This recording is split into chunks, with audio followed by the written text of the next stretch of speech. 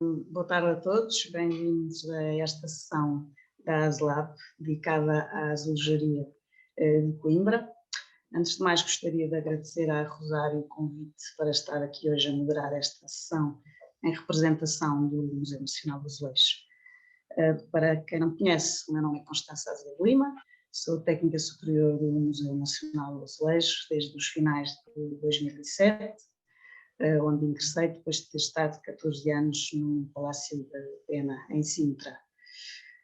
No Museu do Azulejo tenho feito algum trabalho de investigação sobre a azulejaria do século XVI,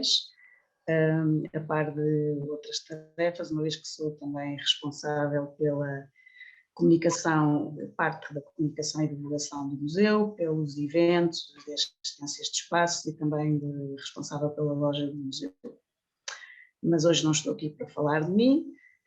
portanto vou de seguida apresentar a nossa oradora de hoje, a Diana Gonçalves dos Santos. A Diana é licenciada em História da Arte, pós-graduada em Recursos Patrimoniais e fez também um mestrado em História da Arte em Portugal, na Faculdade de Letras da Universidade de Porto. Nessa mesma faculdade fez também o seu doutoramento, que terminou em 2014 com a tese intitulada Azulejaria de Fabrico, Coimbrão, 1699-1801, Artífices e Artistas, Cronologia e Iconografia. A Diana tem já uma vasta experiência profissional em investigação na área da História da Arte, desenvolvendo trabalhos de inventariação de património in situ, de estudo e inventariação de coleções músicas, tem feito consultadoria científica, elaboração de conteúdos científicos na área do turismo cultural e desenvolvimento de ações de formação avançada. A Diana, em 2015, rumou aos Açores para abraçar um novo projeto profissional ao serviço do Arquipélago Centro de Artes Contemporâneas, tendo contribuído para a sua instalação e para os primeiros anos de atividade.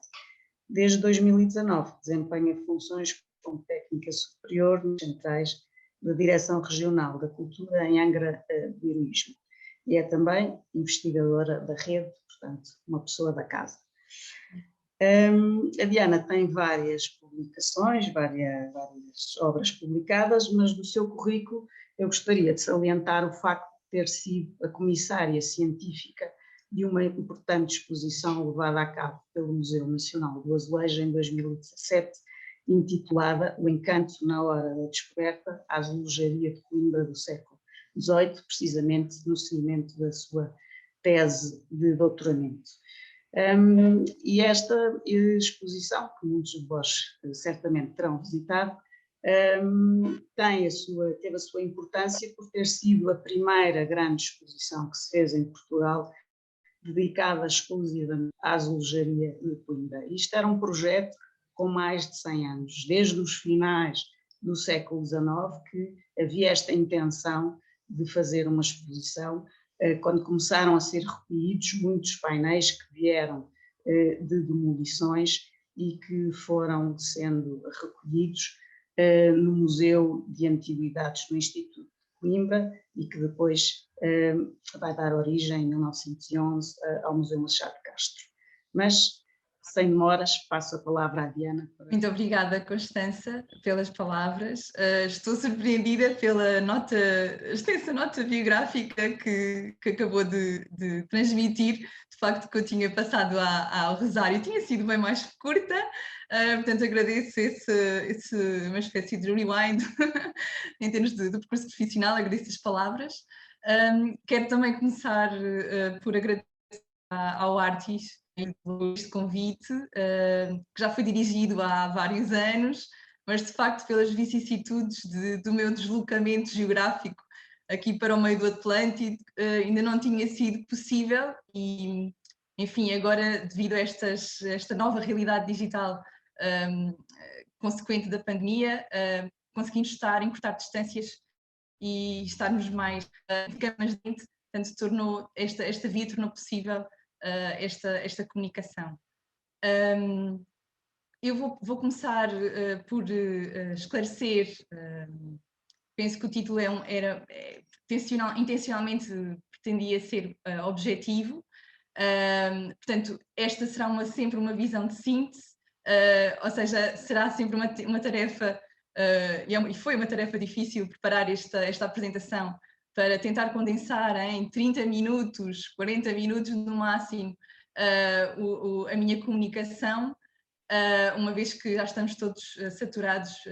tanto com a chamada fadiga de ecrã, e portanto a nossa atenção já não consegue estar tão, ser tão eficaz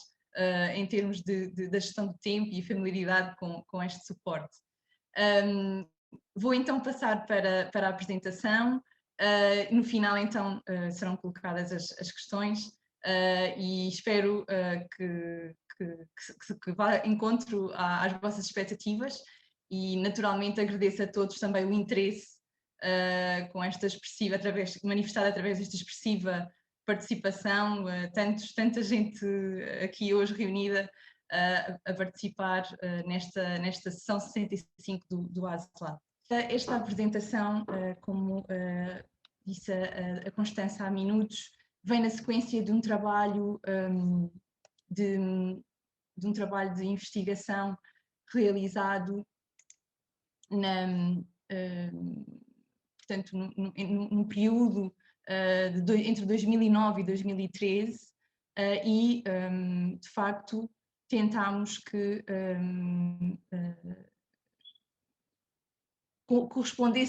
tentássemos corresponder aos objetivos da tese,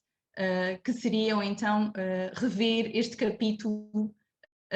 magro no contexto de todas as monografias dedicadas ao azulejo. Este capítulo da produção azulejar de Coimbra era de facto um capítulo ainda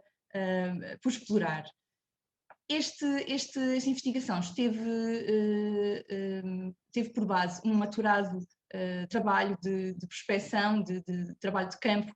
em termos de inventariação, e naturalmente tentamos que esse inventário do engenheiro Santos Simões, que constituiu uma pedra fundamental no nosso trabalho, como ponto de partida, e portanto isso obrigou-nos a revisitar vários núcleos com esta dispersão geográfica que podem ver neste mapa, e conseguimos então ter essa percepção sobre o alcance geográfico que é significativo desta produção.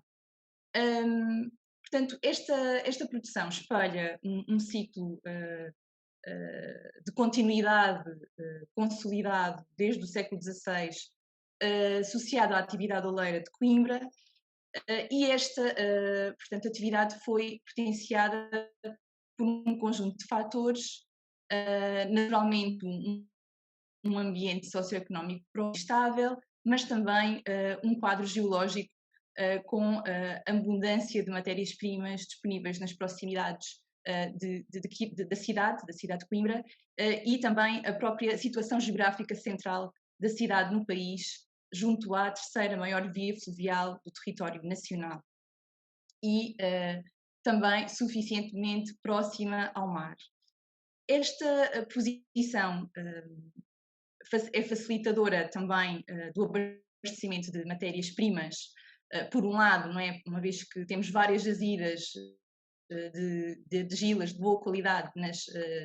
imediações da cidade, e também, ao mesmo tempo, a via fluvial do Mondego propiciava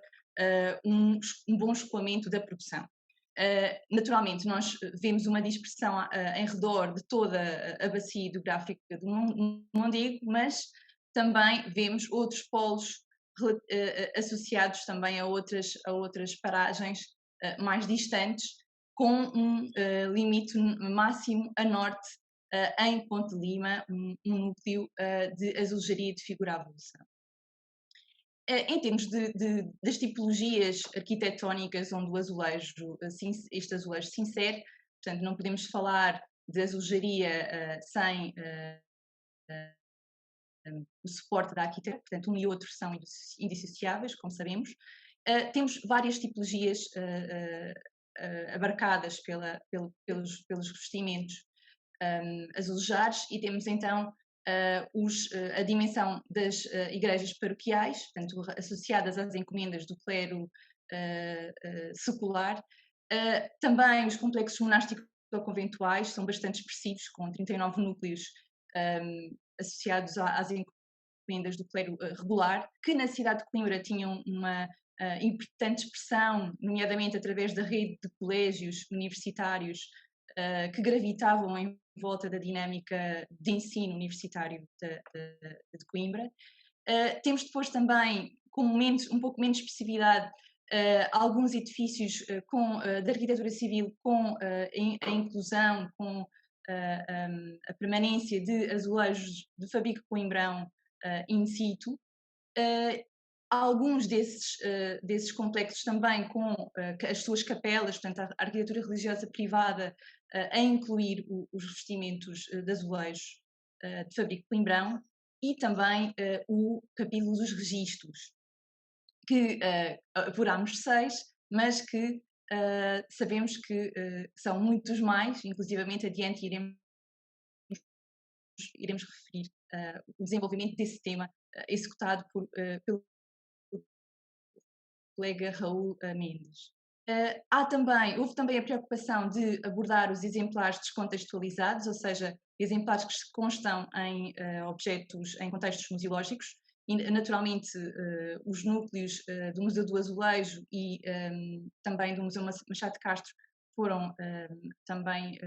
tivemos a preocupação de os abordar, sendo que neste período da nossa investigação e do nosso trabalho de campo, entre 2009 e 2012,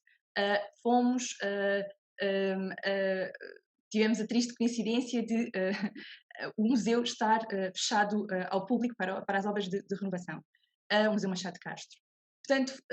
no total conseguimos levantar até 2012 145 núcleos e,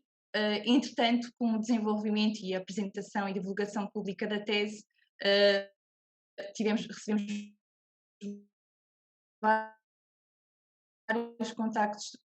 pessoais que facilitaram o conhecimento de mais núcleos e, portanto, mais de 7 núcleos acrescentados até à data. Esta dispersão da produção azulejar coimbrã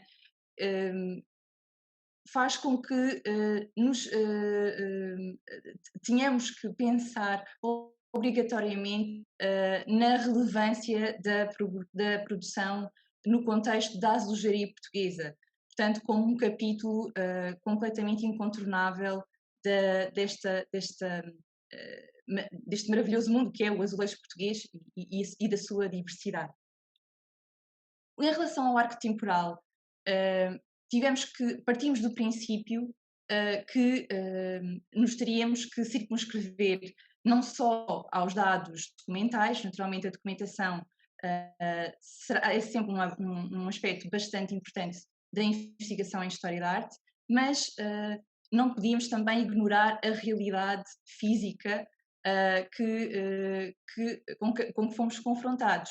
E, portanto, optámos por balizar a nossa investigação entre estas datas, 1699 e 1801, sendo que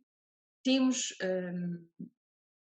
também a preocupação de ter atenção às indicações das fontes, que umas vezes, no primeiro caso, temos uma evidência mais direta em relação à atividade deste mestre José de Góis, mestre ladrilhador, que assenta os azulejos fornecidos por Agostinho de Paiva, o primeiro oleiro, até prova em contrário, a produzir azulejaria em Coimbra, no âmbito da segunda fase das obras dos Gerais, e esta pessoa, este mestre ladrilhador, surge na documentação em 1696, ainda que não haja uma evidência direta de que as obras, os azulejos que assentou, se relacionassem com uma oficina sediada em Coimbra. Por outro lado, na outra ponta do arco temporal, temos então esta data de 1801, cronografada num painel de características muito frustes do ponto de vista técnico, de desenho, etc., existente em Montemor Velho e que encontramos, que associamos, que atribuímos à família Sousa Carvalho e que acaba por corresponder também, ter uma correspondência mais ou menos aproximada à última data que nos surge na documentação notarial sobre este interveniente, Dionísio José de Sousa Carvalho, filho de Salvador de Sousa Carvalho, que é mencionado num registro notarial como mestre de fábrica de azulejo, portanto, para esta data. E este de facto é o último dado. Nós consultámos a documentação até ao primeiro quartel notarial, até ao primeiro quartel do século XIX, e este é de facto um dado que recolhemos como evidência direta à produção de azulejo na cidade. É muito interessante essa nota de arrendamento porque ela nos indica especificamente onde era sediada a tenda de olaria e descreve até do ponto de vista da sua organização, que nós naturalmente já conhecemos por vários estudos associados à cerâmica coimbrã, e esta nota é muito interessante ao descrevermos que nessa nota de arrendamento que se tratava de uma boa morada de casas no Terreiro das Olarias, com a sua fábrica de olaria branca, com os seus barreiros e logradouros e o seu armazém de fronte para meter carqueja pegado às tendas de Santo António. Santo António era um outro adro próximo do adro do Terreiro das Olarias, que era também uma unidade espacial do bairro das Olarias, bem no centro da Baixa de Coimbra. É também importante nesta visão de síntese focarmos algumas características técnicas que eu considero muito importantes e uma vez que lidei diretamente com o azulejo in situ maioritariamente, foi importante considerá-las no sentido de confirmar e a identificar, a circunscrever as características ou a identidade desta azulejaria tão especial. E a primeira questão que salta à vista é a própria marca do azulejo, portanto, o formato da conformação das unidades azulejares, que normalmente nunca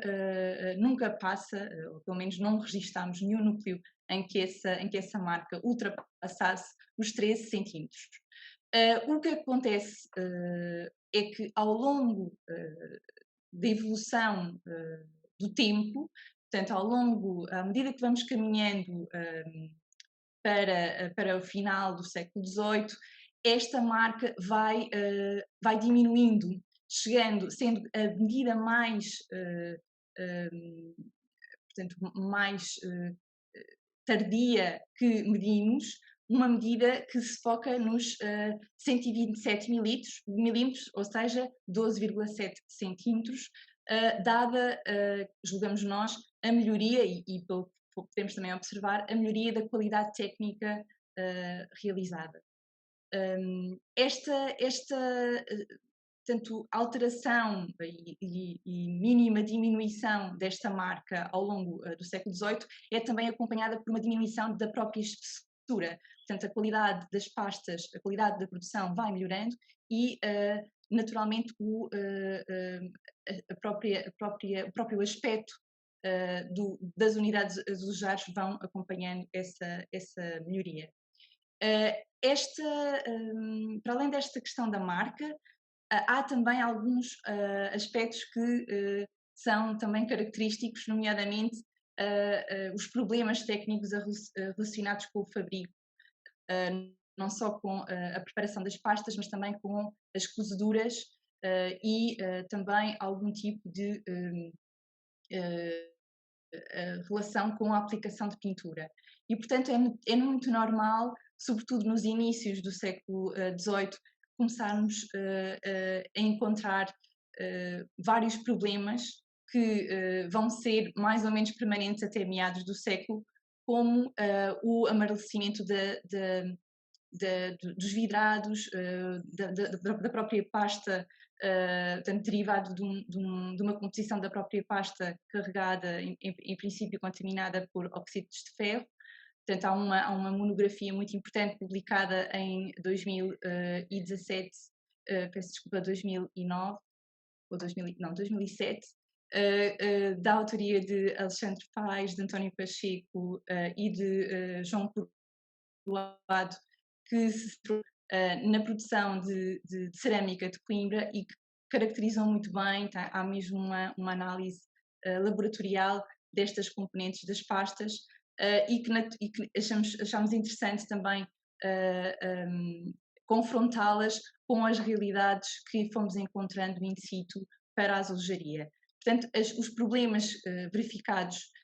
para a faiança utilitária são os mesmos que encontramos na faiança de revestimento. Verificamos também estas questões relacionadas com os moldes taníferos amarelados ou escurecidos, vários problemas relacionados com os vidrados e a sua condição, estando picados, ou então com sinais da interferência de outras peças que na preparação dos fornos encostaram umas nas outras e deixaram marcas visíveis. Portanto, há uma fraca qualidade do ponto de vista do produto final, mas que ainda assim não inviabilizou que essas obras fossem assentes no seu local. Depois há também outras questões relacionadas com a parte mais estética, que têm a ver com técnicas de pintura que vemos transpostas, se é possível dizer, a adição da produção cerâmica utilitária para o azulejo, como o caso dos esponjados, como os raspados ou os grafitados, também como costumam ser classificados na bibliografia da especialidade, que acabam por acusar a criatividade e a liberdade de criação destes mestres pintores de azulejo, que eram ao mesmo tempo, e sobretudo na primeira fase, pintores de louça. Esta relação entre o fabrico de louça branca e a louça de azulejo vai acompanhar sensivelmente toda a produção de azulejos ao longo de todo o século XVIII. Vamos mostrar alguns exemplos dessa contaminação. Naturalmente, no primeiro quartel temos muito mais exemplos para oferecer, não tanto para a segunda metade do século XVIII, mas, de facto, cada vez mais sentimos que essa relação foi muito estreita entre a produção de louça branca, portanto, de faiança utilitária, e de faiança de revestimento de azulejos. Sobre as tipologias, portanto, estes temas, todas estas questões são vastíssimas, davam para um curso especializado neste tema da produção do azulejo em Coimbra, porque de facto a diversidade tipológica acaba por acompanhar a realidade que constatamos para Lisboa. Portanto, temos desde os motivos seriados aos motivos historiados, temos uma diversidade que vai desde a padronagem, figura avulsa, aos vasos floridos, e neste campo temos a padronagem nos vários ritmos que acompanham toda a tendência conhecida para a azulejaria portuguesa em geral e verificada em Lisboa. Em relação à parte da temática religiosa e temática profana, temos naturalmente uma profusão e uma grande percentagem de realizações, sendo que temos naturalmente que, ao abordar estes temas, confrontar também a influência da gravura no azulejo, não só para as influências das estampas na composição de emoldramentos, mas principalmente na seleção dos temas e das composições dentro das reservas dos painéis. Esta questão da influência da gravura dá também pano para mangas. Ela tem, na nossa perspectiva, uma relação que eu acho que acaba por ser muito evidente entre o encomendador e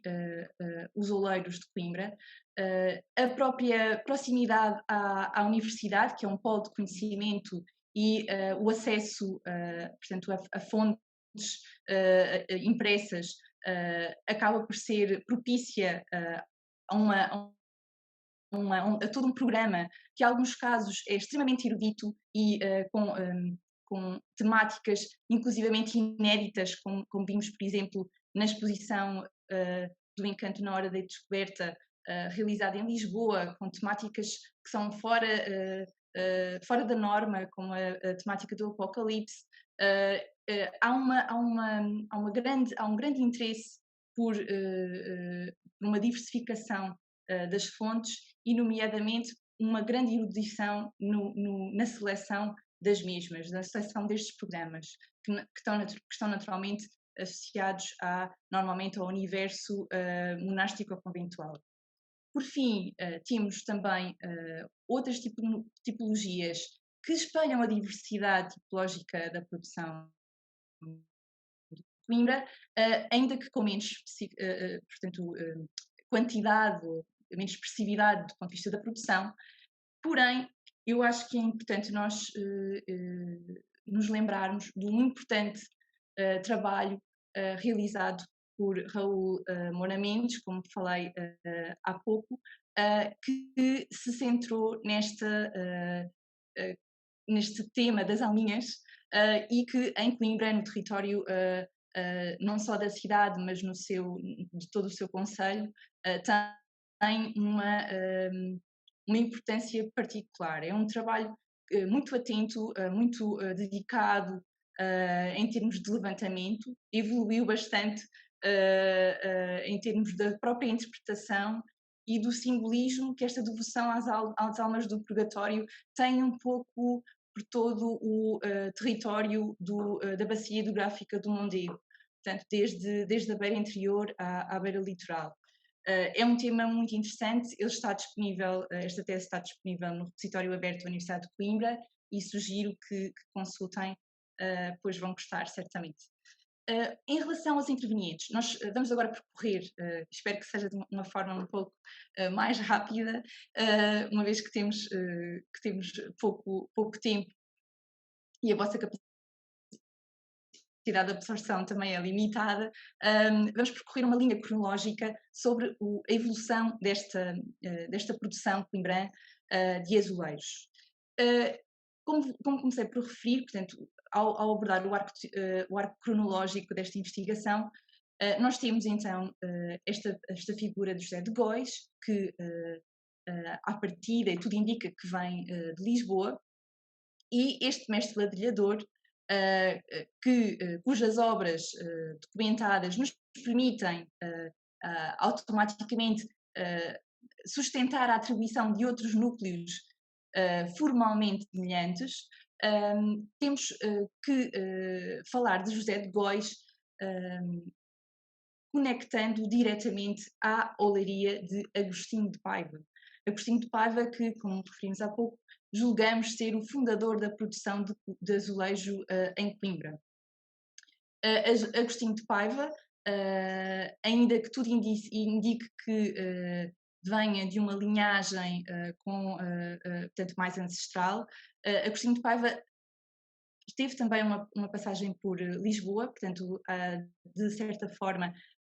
terá trazido de Lisboa os ensinamentos da produção de azulejos e, estimulado por um aumento da encomenda, acabou por investir no azulejo como oferta complementar à produção das suas louças de faiança. Para ele temos também um manancial de exemplos documentados e datados que permitem então as tais atribuições e também este famoso prato da coleção do Museu Nacional de Sá dos Reis tem a particularidade de nos oferecer a sua assinatura, o que só por si representa que teria algum prestígio ou necessidade de afirmação desse prestígio no contexto de Coimbra. Ao mesmo tempo que olhamos para esta louça, para esta faiança utilitária e reparamos nos seus motivos de decoração, encontramos também é inevitável começarmos a fazer um paralelismo entre algumas formas, como este leão rompante, que vemos depois adaptado a esta unidade de figura avulsa, ainda que reposicionando a figura e acrescentando uma série de elementos adicionais que o transformam num caso curioso de paralelismo entre a produção utilitária e a produção de revestimento. Este é outro caso que também nos parece evidente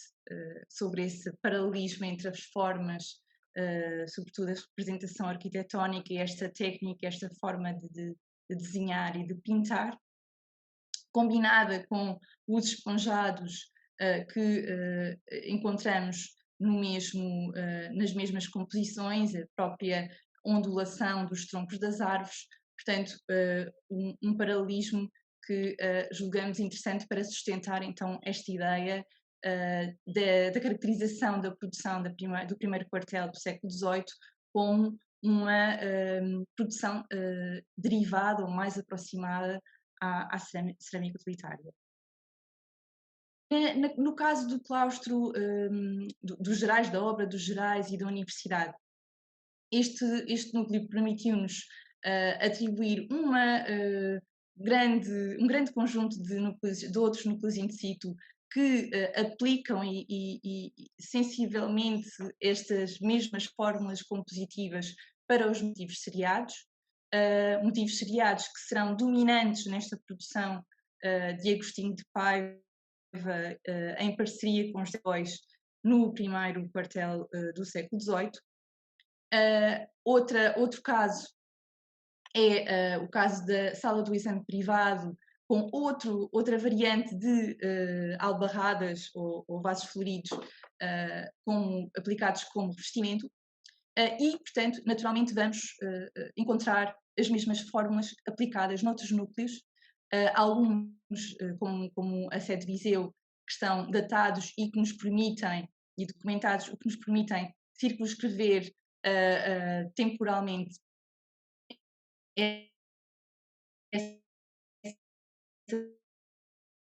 essas realizações. Por exemplo, vamos encontrar, no caso da figura avulsa, que normalmente está sempre muito mal documentada, vamos também encontrar afinidades formais entre ambas as tipologias e, portanto, estes elementos permitem-nos construir uma tese relacionada com estas várias atribuições de uma forma um pouco mais segura. Outro caso relevante e que inclusivamente parte dele deu origem à imagem da sessão de hoje é para esta década de 20 a triangulação da colaboração de Agostinho de Paiva e José de Góis com o pintor de óleos e azulejos Manuel da Silva, que à partida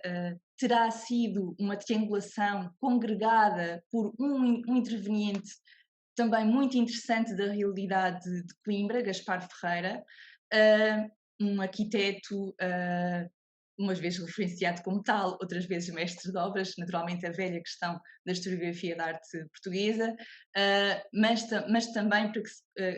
conhecendo-se também para esta figura a obra de Busto de Talha e também às vezes mencionados também como entalhador. Portanto, à partida terá sido Gaspar Ferreira que terá congregado este trio e potenciado o investimento deste trabalho em equipa no revestimento deste conjunto da Sé de Viseu. que abrange não só a Casa do Cabido, também conhecida como Casa de São Teutónio, mas também o revestimento de todo o claustro, batistério e também a Capela de São João Batista. Em relação a esta Casa de Santo Teutónio, é muito interessante este conjunto por nos demonstrar a evolução, o salto evolutivo que constatamos naturalmente em relação às tipologias dos motivos seriados, o salto evolutivo não só em termos do avanço para um desafio muito maior, que é construir todo um revestimento figurativo adaptado a um espaço específico, portanto um desafio muito maior, mas também a própria tradução da pintura e de um tema erudito para adaptando a um espaço físico concreto, específico. Portanto, se Agostinho de Paiva até aí revestia com azulejos de figura avulsa, com albarradas, com padronagem, a partir de agora ele avança, ele salta esse patamar para começar também a produzir, a responder a encomendas de motivos historiados. E, naturalmente, essa contribuição de Manuel da Silva acaba por ser determinante. Este núcleo é muito interessante pela erudição dos motivos representados, portanto estes imperadores, Alexandre Magno, Caio Calígula e Tito Vespasiano, os diferentes momentos na história relacionados com eventos bélicos, no sentido da tomada de Jerusalém. A tomada de Jerusalém está relacionada, por sua vez, com a história do próprio São Teutónio, que é o padroeiro da Diocese de Viseu, e esta complexidade de programa certamente, e acreditamos que os veículos de decisão sobre o programa terão vindo naturalmente do cabido da sede de Viseu, que na altura estava em período vacante e investe neste programa complexo, mas ao mesmo tempo muito interessante para nós historiadores de arte, e que concluímos que vão beber em várias fontes. Portanto, os cavaleiros, portanto, os imperadores nestes retratos áulicos equestres são bebidos em diferentes fontes. Portanto, não são todos desta série dos 4 ilustres governantes da Antiguidade. Para o caso de Alexandre Magno, identificamos esta belíssima gravura de Martin de Vos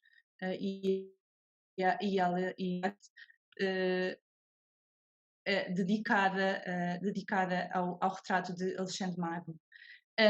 Ao mesmo tempo, olhando para a fonte e analisando o resultado da obra e da pintura de Manuel da Silva, vemos as grandes lacunas, as grandes deficiências do ponto de vista da prática da pintura e, sobretudo, a dificuldade que este pintor de óleos naturalmente e obviamente tem em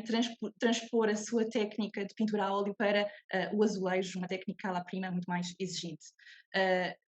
Eu, neste caso, sublinho especificamente os fundos, o tratamento do fundo, que é tão ingênuo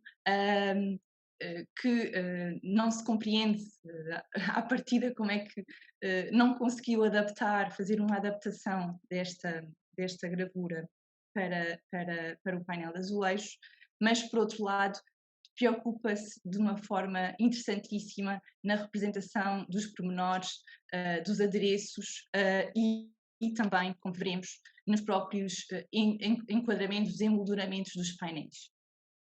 Estes são outros exemplos, se este é um pormenor do emolduramento do painel dos 3 imperadores e do ciclo da casa. Temos também no claustro outro tipo de emolduramentos e outro tipo de temáticas, sendo sublinhar que os painéis que hoje encontramos na sede de Viseu resultam de uma deslocalização derivada de uma intervenção dos monumentos nacionais nas décadas de 40 a 50 e neste caso temos um pormenor em que vemos também um cuidado e alguma qualidade do ponto de vista, pelo menos um salto de qualidade do ponto de vista da representação das anatomias e do próprio traço pictórico da Capela de São João Batista. Portanto, uma vez mais é importante reforçar este investimento nos emolduramentos, tanto nos pormenores, nos adereços, que Manuel da Silva vai evidenciar neste conjunto. Portanto, este é quase como um momento de charneira da produção azulejar para uma evolução que acompanhará naturalmente a evolução que registramos, por exemplo, em Lisboa. Há outro tipo de intervenientes neste universo da produção de Coimbra, nomeadamente estes autores desconhecidos que catalogamos, que ainda que desconhecêssemos pelo vazio da documentação, decidimos catalogar de acordo com um determinado padrão estético e formal. Este é um dos exemplos da sacristia da Igreja do Colégio de Santo António da Pedreira, que situamos ainda neste primeiro quartel do século XVIII. Depois, avançando no tempo para o segundo quartel do século XVIII, é importantíssima a figura de António Vital Rifardo, este artista que faz uma itinerância curiosíssima desde Elvas, onde nasce, passando por Lisboa, radicando-se no Porto e depois no Porto, onde ele debuxa talha e realiza outras intervenções relevantes. Quando lhe pedem para realizar uma obra de azulejos, vai optar por realizá-las em Coimbra. É um pintor que ainda conhecemos pouco do ponto de vista da sua atividade da pintura em azulejo, porém há alguns indicativos do fundo notarial de Coimbra que nos associam a esta figura que para já é para nós misteriosa, de Francisco Santos Gouveia, pintor de azulejos. Portanto, à partida, nós entramos nesta denominação de António Vital Rifardo, como encontramos na documentação referido como mestre pintor de azulejos, mas por outro lado encontramos também outro pintor de azulejos radicado e ativo em Coimbra, Francisco Santos Gouveia, na sua área de influência, assim como o oleiro Elias Gomes. Portanto, seria que, colocamos a hipótese, será que António Vital Rifardo debuxava, fazia os cartões e entregava a Francisco Santos Gouveia, pintor de azulejo, e a Elias Gomes, que trabalhariam em parceria? Fica a dúvida. Depois temos também esta obra notável que remanesce no claustro superior da sede do Porto, que nos permitiu datar uma série de outros núcleos.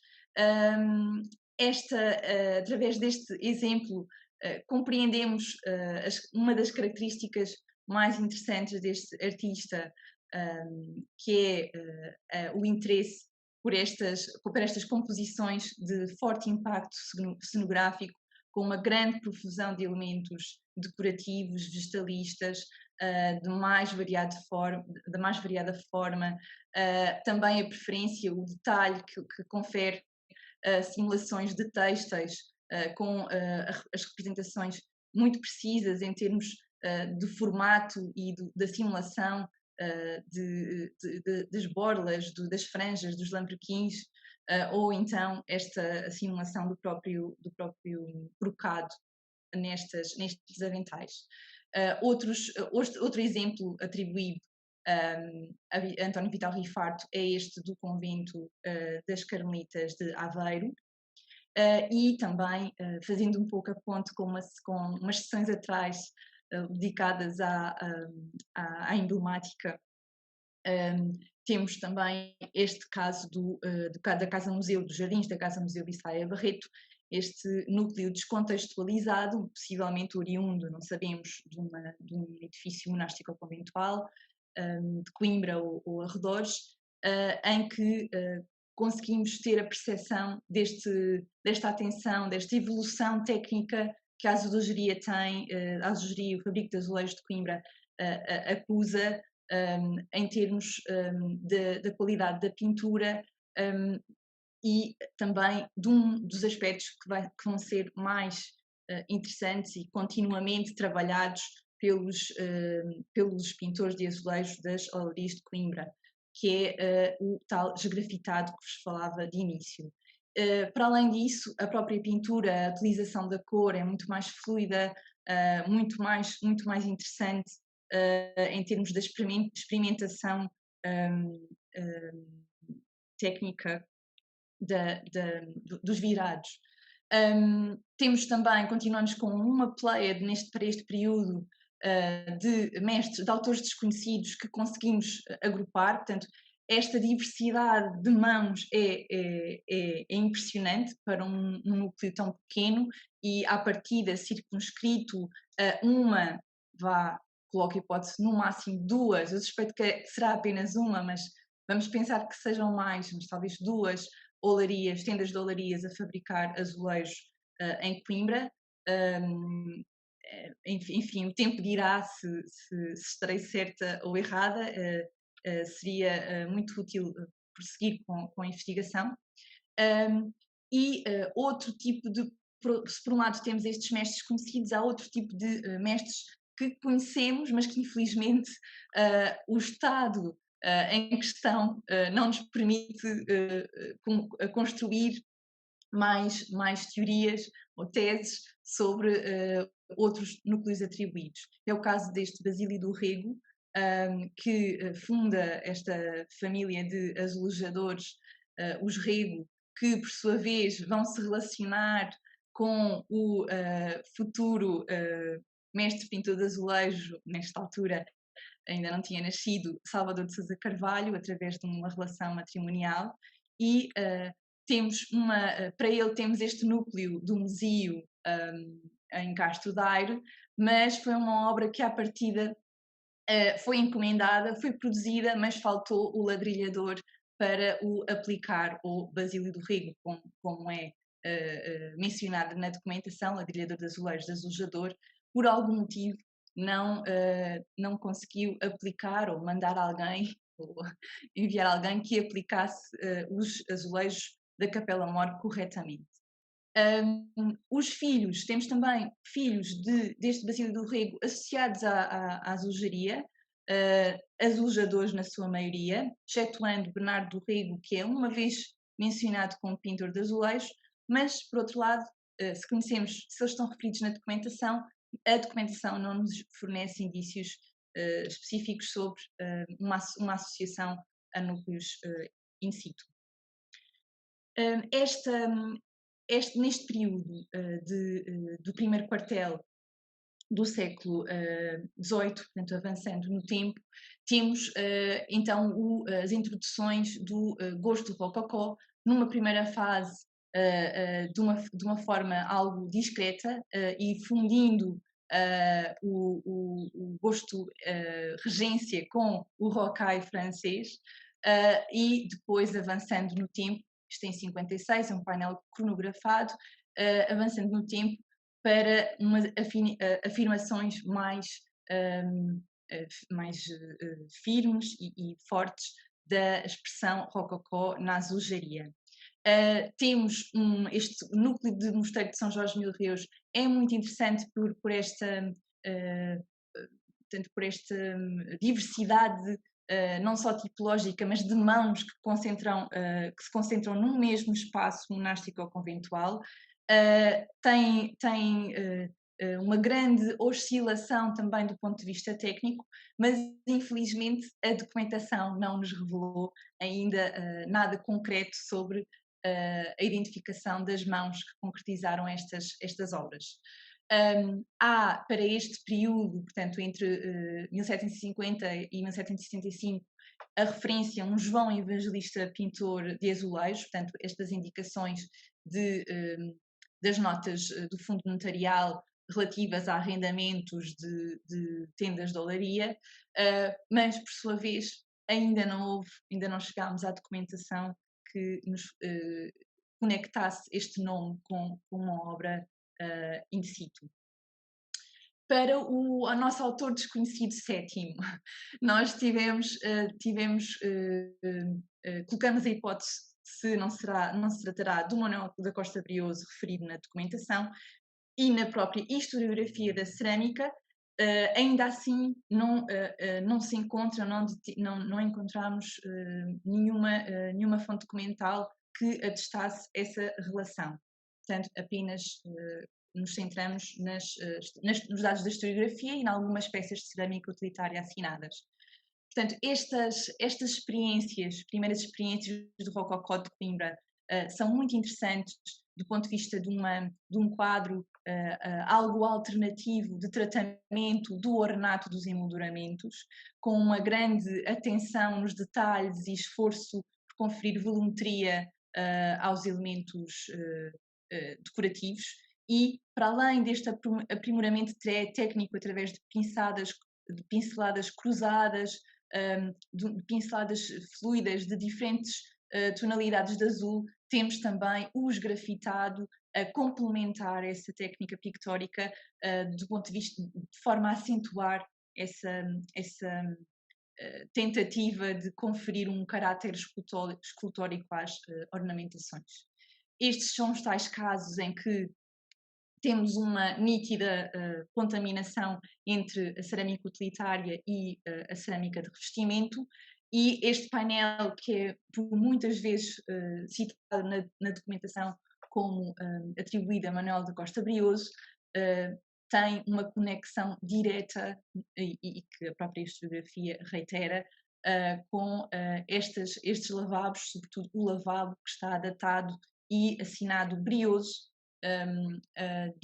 da coleção do Museu Nacional Machado de Castro. Entramos então na policromia. A policromia tem um impacto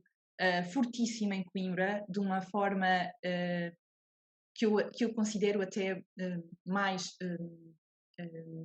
presente, do ponto de vista do impacto visual que essas composições têm. Temos então este painel que está, infelizmente, ou em 2009, quando fiz este levantamento, muito maltratado. Eu questiono muitas vezes como é que todos estes sítios que eu encontrei neste período de 2009, 2012, como é que eles estarão agora, porque realmente o tempo passa e não perdoa. Mas, de facto, este painel é um dos exemplos que eu acho interessantíssimos pela força, pela carga do ornato, pela esta forma muito singular de assimilar a linguagem rococó. Aqui com algumas indicações dos motivos, provavelmente de inspiração na gravura francesa, destas rocalhas em asa de morcego, e lembro-me de algumas gravuras, por exemplo, de Meissonier, que transmitiram essa linguagem, e depois também esta carga fortíssima do colorido e, uma vez mais, a manutenção do gosto por trabalhar estes enquadramentos de uma forma volumétrica e com um gosto que lembra as formas da escultura rococó. Temos então, se por um lado temos esta exuberância formal, quando entramos na produção da fábrica de telha da universidade, entramos no espírito austero do pombalismo, não é? Esta influência direta de Lisboa, que provoca uma produção muito mais linear, muito mais singela, em termos da carga ornamental. E estamos a falar sensivelmente isto tudo no mesmo tempo, no mesmo espaço de tempo. Esta documentação da fábrica de telha da universidade fornece-nos imensos nomes, imensos elementos que nos permitem identificar as pessoas às suas funções e também as obras realizadas, portanto, as pessoas aos espaços também que constituem o grande complexo do Paço das Escolas. E saliento a figura de Salvador de Sousa Carvalho,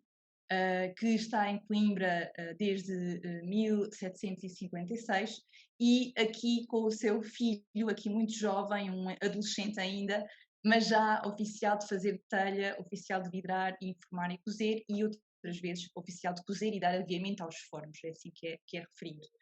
Paralelamente a esta produção da fábrica de telha da universidade, temos também os nomes que surgem no fundo notarial, que indicam uma evidência relacionada com esta função ligada à azulejaria, mas para os quais desconhecemos ainda as obras. Há uma série de variantes em termos da padronagem pombalina que a fábrica de telha da universidade produz. Naturalmente, eu acho que aqui toda a gente consegue identificar plenamente a influência de Lisboa nestes vários padrões, sendo que a qualidade técnica e pictórica é nitidamente inferior. Temos outro tipo de painéis que fazem uma assimilação de fórmulas que identificamos também na produção de Lisboa, nomeadamente a fábrica do Pato, para transposta para estas produções da fábrica de telha da universidade, como o caso anterior e este caso também em particular.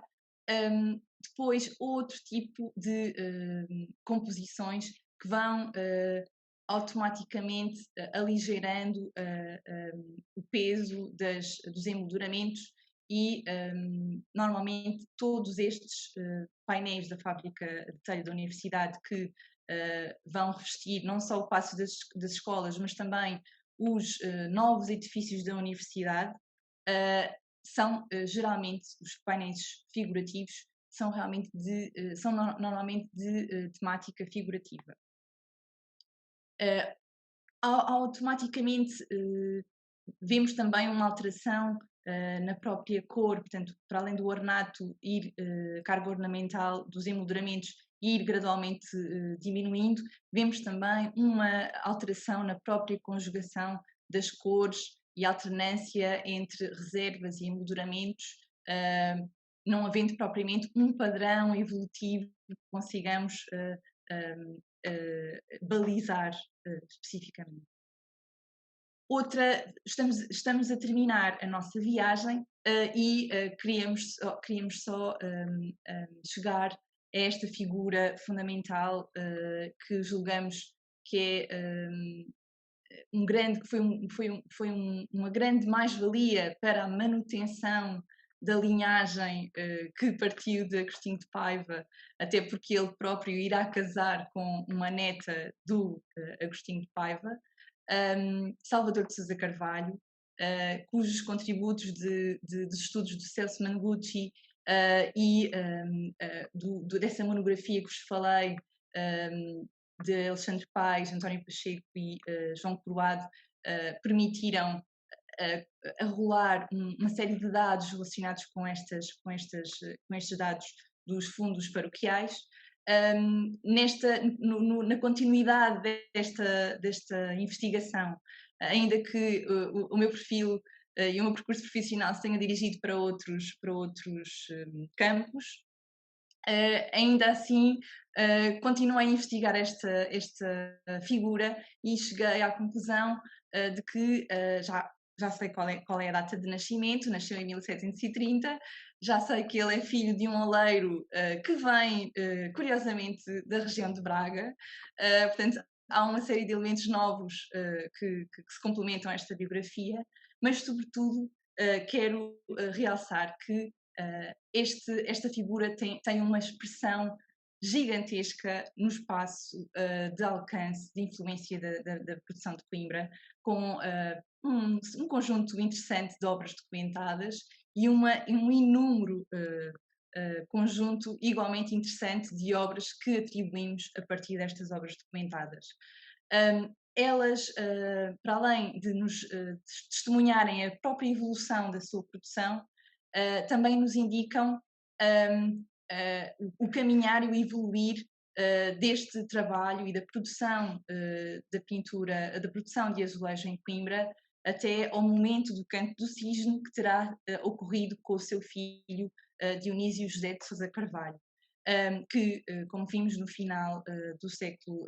XVIII, é mencionado como mestre de tendas, mestre de fábrica de azulejos. Ao percorrermos, ao analisarmos este conjunto de obras ou datadas, quer datadas e documentadas, quer atribuídas a Salvador de Sousa Carvalho, vemos então uma evolução muito interessante do ponto de vista do tratamento dos enquadramentos e também da própria composição e forma de tratamento das reservas figurativas. E eu trouxe aqui 3 casos que têm a mesma temática iconográfica, este tema de São Francisco de Assis recebendo as chagas, que naturalmente foi bebido numa gravura. Infelizmente ainda não conseguimos, uma ou mais gravuras talvez, que infelizmente ainda não conseguimos identificar, mas que este padrão que constatamos é evidente que trabalhou a mesma figura, portanto havia um repertório de gravuras na sua olaria que permitiu que correspondesse em diferentes momentos da sua carreira a uma mesma encomenda. Por outro lado, vemos a evolução do trabalho dos emolduramentos, que começa com esta forma mais contida de trabalhar o ornato nos emolduramentos, ainda muito presa a uma estrutura arquitetónica que ainda identificamos de uma forma bastante fácil, portanto, daí situarmos esta obra na década de 60, para uma gradual dilatação do ornato rococó sobre as estruturas dos emolduramentos e uma influência que iremos falar um bocadinho mais à frente, da gravura de influência alemã. Nestas décadas de 60, 70, que situamos aproximadamente, passamos para uma evolução em que, para além de entrar o colorido centrado nos emolduramentos, temos também uma gradual redução desses mesmos ornatos, já no final do século. O ornato rococó parece-nos um facto notório. Ele foi pela primeira vez referido pelos estudos de José Meco nas monografias da azulejaria portuguesa e do azulejo em Portugal, e com o estudo das gravuras, que já foram também muito difundidas na historiografia portuguesa, da arte portuguesa, sobre o tema de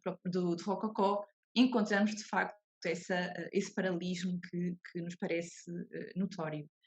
Por outro lado, temos também outro tipo de padrão que foge completamente à norma por esta extravagante composição deste emolduramento. Portanto, o investimento dos emolduramentos, vemos que ele acaba por ser sobreposto ao cuidado que se esperava nas reservas figurativas, e neste caso concreto, nesta fórmula deste emolduramento específico, conseguimos identificar este tipo de influência da gravura alemã, uma vez mais no circuito de Augsburg, em que há uma adaptação, uma inspiração mais ou menos direta nestas estampas para estas novas composições em suporte de azulejos. para o último quartel do século, entra então o seu filho Dionísio José a assumir obras de azulejo, e neste caso temos o núcleo da Igreja da Misericórdia de Pereira, datado e documentado, que nos permitiu perceber a envolvência direta que este filho terá na continuidade da produção do tenda de olaria do pai, sendo ele referenciado como mestre de azulejo. Ao mesmo tempo, há outro tipo de referências documentais para o mesmo período em que surge o pai a assumir então obras e inclusivamente a assinar as próprias. Era inevitável trazer-vos esta peça da coleção do Museu Nacional de Arte Antiga, onde vemos então uma que, apesar de não estar assinada, podemos atribuir então à família Sousa Carvalho com base nestas afinidades formais dos ornatos decorativos que encontramos ao mesmo tempo na azulejaria, para além de um colorido que é muito semelhante ao aplicado para o mesmo período num conjunto de núcleos muito interessante neste último quartel do século XVIII. E, por fim, chegamos ao fim da nossa viagem, que procurou ser sintética, e vamos encontrar, então, um decair muito acentuado, sobretudo verificado nas reservas figurativas dos painéis, que associamos já, daí colocarmos família Sousa Carvalho, que associamos já a uma direta interferência ou do filho, ou então algum tipo de problema relacionado com limitações físicas de Salvador de Sousa Carvalho, pois se compararmos a qualidade compositiva e a qualidade de pintura que se verifica para os painéis da década de 60, este exemplo é abissalmente diferente. Portanto, como ideia a reter para esta sessão, eu gostava de frisar então que ainda que esta escala de produção seja regional e, portanto, não comparável com a solicitação massiva da atividade de Lisboa, que naturalmente alcançou amplamente o território nacional e ultramarino do Reino, parece-nos que a atenção que devemos dar a esta produção azulejar de Coimbra não deve ser ignorada pelo importante contributo que nos traz para a diversidade e enriquecimento da história do azulejo em Portugal. Esta frase do António Augusto Gonçalves, ainda no século XIX, nos finais do século XIX, acho que ilustra bem estas particularidades e, sobretudo, esta dimensão de liberdade de imaginação e, ao mesmo tempo, o roçar as raias da indisciplina. Portanto, em suma, o Azulejo de Coimbra comprova a riqueza dos centros regionais como cenários alternativos à realidade vigente e, apesar de serem reflexo de uma microescala de âmbito regional, eles demonstram a essência da azulejaria portuguesa como uma arte coletiva, interartística e também de renovação estética e permeabilidade ao exógeno. Muito obrigada pela vossa atenção e paciência, e vamos então abrir o período das perguntas. Muito obrigada, Diana, por esta excelente exposição, por esta viagem pela produção azulejar de Coimbra, tão interessante, durante muito tempo secundarizada face à produção de Lisboa, mas que, como ficou aqui demonstrado, tem a sua importância e o seu lugar na história da azulejaria portuguesa. Dava então início ao debate, não sei se há alguém já inscrito, se há alguma mão no ar. Ana Nobre, ok? À partida é a primeira pergunta que tenho. Como era a colaboração, caso existisse, com artistas estrangeiros? Exato, Vandelli. Muito bem, Ana Nobre. Naturalmente, como eu disse, esta viagem tentou ser rápida, ainda assim eu concluo que não foi tão rápida como eu gostava que fosse, mas efetivamente na segunda metade do século XVIII e sobretudo quando falamos da fábrica de telha da universidade e todo o programa associado à reforma da universidade, associada a essa iniciativa, esta figura de Domingos Vandelli parece-me, apesar de eu não ter encontrado na documentação nenhuma evidência clara e objetiva sobre a sua influência, parece-me que nós devemos considerá-la, porque a evolução técnica do ponto de vista da pintura, da qualidade dos vidrados, da própria qualidade das pastas é notória. E por isso, dadas as contribuições que nós sabemos associadas a esta figura de Domingos Vandelli para a cerâmica faiense utilitária, eu acho, e dadas estas afinidades que eu te procurei demonstrar entre a cerâmica utilitária e a cerâmica, parece-me incontornável que coloquemos essa questão como uma forte hipótese. Salvador de Sousa Carvalho foi administrador da fábrica de telha da universidade e no momento em que assume esse papel de administrador, Domingos Vandelli surge como uma figura de topo nesse programa da reforma da universidade e com uma série de contributos, inclusivamente desenvolvimentos em torno da pesquisa da componente geológica das terras, das argilas. Portanto, parece-me um caso muito interessante a explorar no futuro, assim a documentação nos ajuda, não é?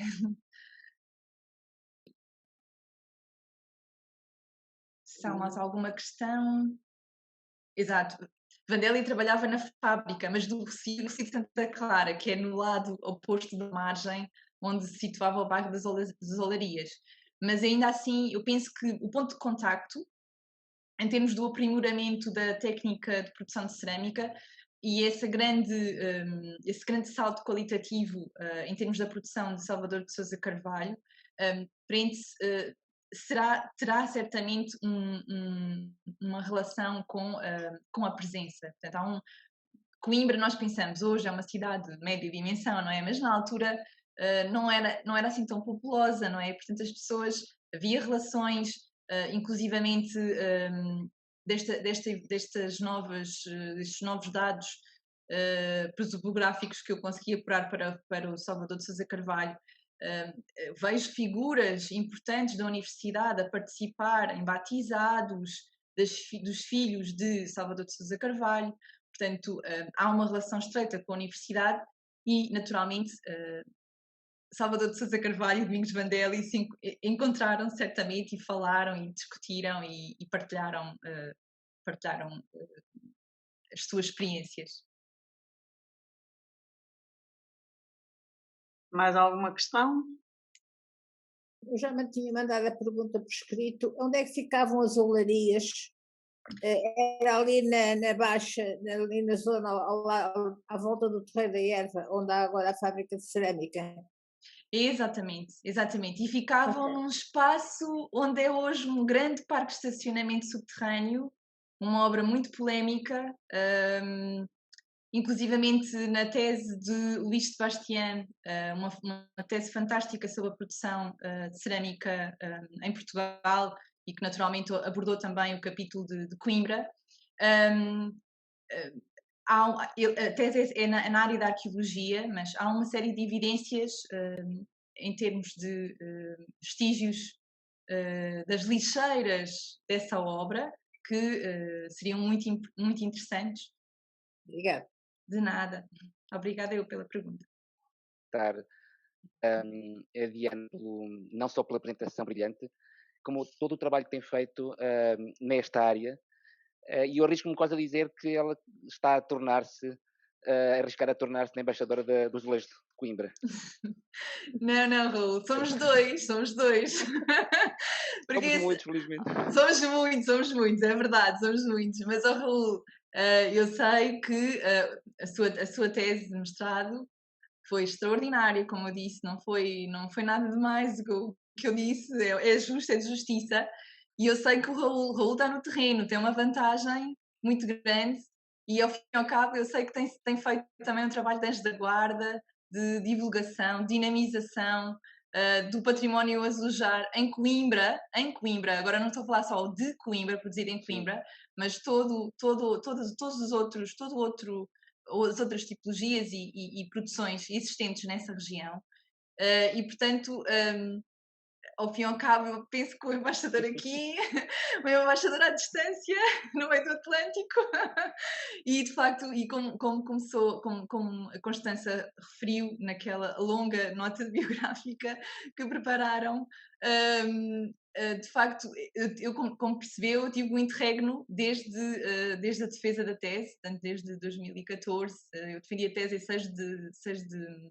fevereiro de 2014, e em 2015 estava nos Açores e o facto de cá estar, gosto muito e gostei muito das experiências, tenho gostado muito das experiências que tenho passado, mas de facto não é muito fácil em termos da deslocação e ao fim e ao cabo retomei agora esta ligação também com a rede, por uma questão de agora que estou tenho condições mais estáveis do ponto de vista profissional, também de dedicar o meu tempo extra, as minhas horas extra, a partilhar os resultados da investigação, porque uma tese arrumada numa prateleira não serve para muito, não é? E, portanto, também sinto um pouco de dever, enquanto investigadora, de promover a salvaguarda desse conjunto que é imenso, não é? Como vimos. E muito obrigada, Raul. Só para ter uma ideia, peço desculpa, como a sua tese não está parada, mas continua a ser o manual. Exato. Eu neste momento sou coordenador do Museu da Misericórdia de Coimbra, que está instalado no Colégio da Sapiência, e os seus trabalhos foram fundamentais para atribuirmos a autoria dos painéis que nós temos lá, sobretudo as albarradas. Portanto, o seu trabalho continua a ser muito importante para nós técnicos que estamos no terreno. Muito obrigado. Muito obrigada, Raul. E bom trabalho. Muitos obrigado. Parabéns. Obrigado. Não havendo mais questões, resta-me agradecer a todos a vossa atenção durante esta sessão e até uma próxima. Muito obrigada. Muito obrigada.